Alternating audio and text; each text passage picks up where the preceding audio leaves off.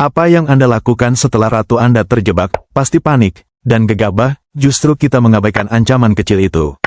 Pada akhirnya raja lawan dieksekusi, hanya dengan seekor janda betina dari Kalimantan. Halo sahabat, salam hormat kami, salam satu papan. Dalam video ini kita akan mengedukasi sebuah jebakan halus ketika menghadapi pertahanan Sicilian. Sebuah senjata psikologis yang sering membuat lawan goyah sejak langkah awal. Seperti yang kita tahu, Sicilian adalah pembukaan yang tajam, penuh taktik, penuh perhitungan. Biasanya pemain mengikuti teori panjang, memainkan kuda F6 dan masuk ke jalur utama seperti yang sering dipakai para Grandmaster. Namun masalahnya, bila lawan sangat solid dan paham teori, kita justru bisa terseret ke wilayah yang mereka kuasai. Karena itu kita keluar dari jalur, langsung dorong pion ke B4, inilah yang dikenal sebagai opening wing gambit. Langkah ini sering membuat lawan terkejut, bahkan banyak yang belum pernah benar-benar menghadapinya dalam praktik mereka sendiri. Di awal kita rela mengorbankan satu pion kecil, tujuannya jelas, mengambil inisiatif dan menguasai pusat secepat mungkin. Tekanan belum berhenti, setelah itu kita lanjutkan dengan A3, seolah-olah menawarkan pion lagi. Secara psikologis ini menggoda, kita seperti berkata, silakan ambil, tetapi bersiaplah menerima serangan. Memang, secara objektif ada langkah yang lebih seimbang bagi hitam, yaitu langsung memainkan D5 untuk menetralkan pusat, itu pilihan yang lebih kuat. Namun dalam praktik, banyak pemain yang belum mengenal jebakan ini langsung mengambil pion, merasa sudah unggul material dan posisi aman. Disinilah ide psikologis bekerja, putih segera dorong D4, walaupun secara materi kita tertinggal 2 pion, pusat papan kini berada dalam genggaman kita. Kita mendominasi ruang, membuka jalur perwira, dan tekanan yang tercipta jauh lebih berbahaya daripada sekadar hitungan materi. Misalnya hitam bermain normal dengan E6, lalu kita lanjutkan C3, memperkuat pusat dan menyiapkan dorongan besar. Ketika hitam mencoba membongkar dengan D5, kita tidak perlu menukar. Cukup majukan pion itu ke depan. Kita tolak pertukaran, kita jaga ketegangan. Hitam kemudian aktif dengan kuda ke C6. Tidak perlu tergesa-gesa menangkap pion yang seolah tergantung itu, karena sebenarnya pion tersebut sudah seperti tawanan. Fokus kita adalah perkembangan, misalnya mengeluarkan gajah. Menariknya, menurut penilaian engine, walaupun putih tertinggal 2 pion, posisi tetap seimbang dan sangat solid, inilah kekuatan kompensasi. Kita kembangkan gajah seperti biasa, memang secara materi putih minus 2 pion, tetapi sebagai gantinya gajah hitam terutama gajah petak gelap, kesulitan mencari rumah yang aman, koordinasi mereka tidak harmonis. Untuk sementara hitam mungkin menggerakkan kuda, bermanuver ke G6, itu langkah yang logis, namun putih dengan bebas mengaktifkan perwira lain, termasuk kuda yang siap melompat ke medan tempur. Saat hitam menjalankan rencananya, kuda putih meloncat mencari mangsa, disinilah tekanan psikologis itu muncul, banyak pemain hitam merasa terganggu melihat kuda itu begitu dekat dengan rajanya. Jika mereka mencoba mengusirnya, berharap kuda mundur, disitulah kesalahan besar terjadi. Karena setelah itu putih memiliki taktik pengorbanan kuda di F7. Begitu kuda masuk ke F7, situasi hitam langsung genting, kuda tersebut menyerang ratu dan benteng sekaligus. Sebuah fork yang mematikan. Alternatifnya, hitam bisa menerima pengorbanan itu dengan menangkap kuda. Namun setelah itu ratu putih datang dengan cek. Bila raja mundur mencari tempat aman, putih dengan tenang mengambil kembali kuda yang tadi aktif, sambil menciptakan ancaman skakmat yang nyata. Satu-satunya cara hitam bertahan biasanya menopang petak F7 dengan ratunya, tetapi setelah semua buah mereka terikat dan posisi raja tertekan, inilah momen yang kita tunggu. Putih kemudian mengambil pion penting sambil menyerang ratu hitam. Bila ratu digeser, ratu putih masuk dan menangkap gajah. Dan pada titik itu, pertahanan hitam runtuh, dan riwayat permainan hitam praktis berakhir di sana. Bila hal ini terjadi bagi lawan, menurut mereka ini sebuah penghinaan besar, karena sebelumnya dia hanya mengandalkan teori panjang, padahal dalam praktik itu nyaris solid. No way, dalam bangunan posisi ini, sesungguhnya hitam sudah tidak memiliki banyak cara untuk memperbaiki keadaan. Praktis hanya ada satu jalan bertahan, yaitu berani mengorbankan ratu demi meredakan serangan. Jika mereka mencoba menyelamatkan diri dengan langkah kuda untuk menutup jalur, kita cukup tenang menangkap ratu tersebut tanpa balasan yang berarti. Serangan putih sudah terlalu kuat untuk dibendung. Baik, kita lihat pendekatan lain, misalnya hitam tidak membawa rajanya ke G8. Katakanlah mereka lebih cerdas, memilih lari ke E7 untuk keluar dari tekanan langsung. Tetap saja masalahnya belum selesai, putih cukup tenang menangkap kuda, sambil tetap menjaga ancaman skakmat di F7.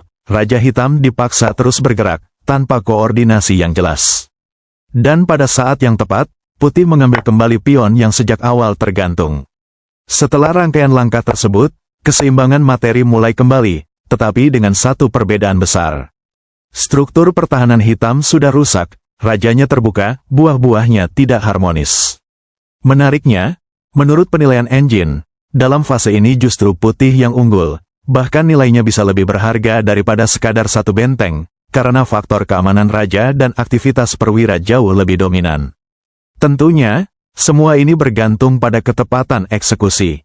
Tetapi bila posisi seperti ini dimainkan oleh orang yang tepat, peluang menang itu bukan sekadar harapan. No way. Sekarang bagaimana jika dalam posisi ini hitam tidak panik melihat kuda kita yang mengganggu di sekitar rajanya? Anggap saja mereka tetap tenang dan memilih langkah standar, mengembangkan gajah sambil membuka jalan rokade. Secara teori, itu langkah logis. Bahkan engine pun menilai itu pilihan yang tepat. Namun justru disitulah kita tidak boleh ragu. Tanpa berpikir panjang, segera dorong pion ke depan, menghantui area sekitar Raja Hitam, terutama jika mereka berniat rokade pendek. Kemudian datangkan ratu ke medan serang. Ancaman langsung tercipta dan hitam wajib merespons dengan serius. Jika mereka panik dan mencoba meredakan tekanan dengan menukar gajah dengan kuda, masalah baru muncul. Struktur mereka mulai retak. Seringkali hitam terpaksa mendorong H6 untuk mengusir ancaman, tetapi kita cukup menangkap dengan tenang. Setelah itu, posisi hitam praktis tidak bisa diperbaiki lagi. Bahkan dalam beberapa variasi, engine menunjukkan langkah seperti ratu ke H4 sebagai upaya terakhir. Namun secara praktis, itu hanya memperpanjang penderitaan. Apapun langkah lanjutannya, posisi hitam sudah runtuh. Baik, kita lihat pendekatan kedua. Jika lebih awal hitam mencoba bertahan dengan H6, kita tetap konsisten. Ambil di F7 sambil membuka serangan dan menciptakan ancaman terhadap koordinasi mereka. Setelah hitam menangkap kembali, kita dengan tenang menangkap kuda, ancaman skakmat menjadi sangat nyata. Raja hitam tidak punya pilihan selain terus bergerak, mencoba mencari perlindungan. Tetapi setiap langkah justru memperburuk keadaan. Ratu datang dengan ancaman langsung, gajah kemudian masuk dan memimpin benteng, koordinasi hitam hancur total. Bukan hanya putih berhasil menutup kekurangan materi, tetapi struktur pertahanan hitam sudah nyaris mustahil diperbaiki. No way, jika kita analisis dengan logika yang jernih, sayap menteri hitam sudah hancur total. Hampir mustahil bagi mereka untuk mengamankan raja di sisi itu. Maka pilihan yang paling masuk akal bagi hitam hanyalah mencoba menyelamatkan raja ke sayap raja. Tadi sudah kita periksa, bila hitam memainkan kuda ke E7 dengan rencana manuver ke G6, hasilnya justru menyakitkan. Sekarang bagaimana jika mereka memilih pendekatan yang lebih modern, yakni mendorong pion ke G6 dengan ide fianchetto gajah? Sekilas terlihat solid dan fleksibel. Tidak masalah, kita cukup dorong pion ke H4, jika tidak dihentikan, pion ini akan terus melaju, seperti serdadu siap bertempur. Maka biasanya hitam memilih H5 untuk menghentikannya. Disitulah waktunya kita tangkap bidak kecil ini. Hitam tetap mencoba tenang, mengembangkan gajah dengan tujuan membawa kuda ke E7 dan segera mengamankan raja. Rencana yang terlihat logis, namun kita hentikan dengan loncatan kuda ke B5. Hitam mencoba untuk mengusir lewat A6, tidak apa-apa. Kuda mendarat di D6 cek. Terpaksa raja bergerak, lalu gajah ke A6, mengikat posisi raja. Hitam terpaksa menggerakkan kuda untuk meredakan tekanan, tetapi masalah baru muncul saat ratu datang ke F3. Ancaman skakmat sudah terasa nyata dan harus direspon serius. Raja kembali bergerak, kita lanjutkan dengan tangkap pion sambil cek, raja naik ke H7 mencari perlindungan terakhirnya. Sekarang kuda berkembang ke F3. Bersiap meloncat ke G5 untuk menambah tekanan brutal di sekitar raja. Mungkin pada titik ini lawan merasa percaya diri, mereka memainkan benteng ke F8. Bahkan mungkin tersenyum karena Ratu Putih tampak tidak memiliki jalan lari. Namun mereka tidak tahu, kita sudah menyiapkan sesuatu, kuda meloncat ke G5 cek. Jika raja mundur, jangan panik walaupun ratu kita terlihat terkurung, justru disinilah kita lepaskan rudal balistik yang sesungguhnya, tangkap pion di G6. Mungkin hitam merasa senang karena berhasil menangkap ratu kita setelahnya. Mereka mengira badai telah berlalu, dan semuanya aman dan terkendali. Padahal di balik itu, kita sudah menyiapkan pengorbanan yang indah, yakni kuda tangkap benteng cek, raja dipaksa pindah, dan akhirnya skakmat tak terhindari lagi. Hanya dengan satu sentuhan akhir, gajah betina dari Cikarang. Diagonal panjangnya menjadi saksi bahwa pengorbanan tadi bukan kegilaan, melainkan perhitungan yang matang, raja hitam runtuh, dan kombinasi itu selesai dengan elegan.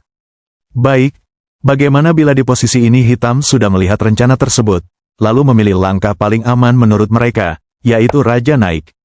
Jangan panik, walaupun ratu kita terlihat dalam masalah serius, bahkan seperti akan hilang tanpa kompensasi, tetap tenang. Abaikan semua ancaman kecil itu, fokus pada eksekusi.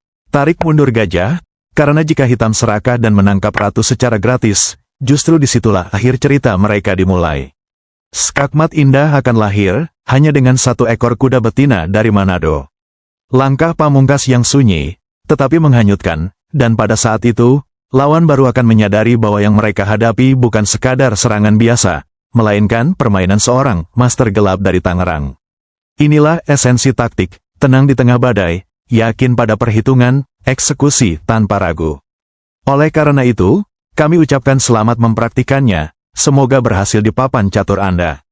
Jika kombinasi ini benar-benar terjadi dalam permainan Anda, ingatlah channel ini yang selalu hadir menemani perjuangan sahabat semua. Dan untuk video yang lebih tajam, lebih dalam, penuh taktik dan kombinasi mematikan, silakan berlangganan dan bergabung sebagai member. Sekian dan terima kasih. Mohon maaf apabila ada kata-kata yang kurang berkenan atau tanpa sengaja menyinggung sahabat semua. Salam satu papan.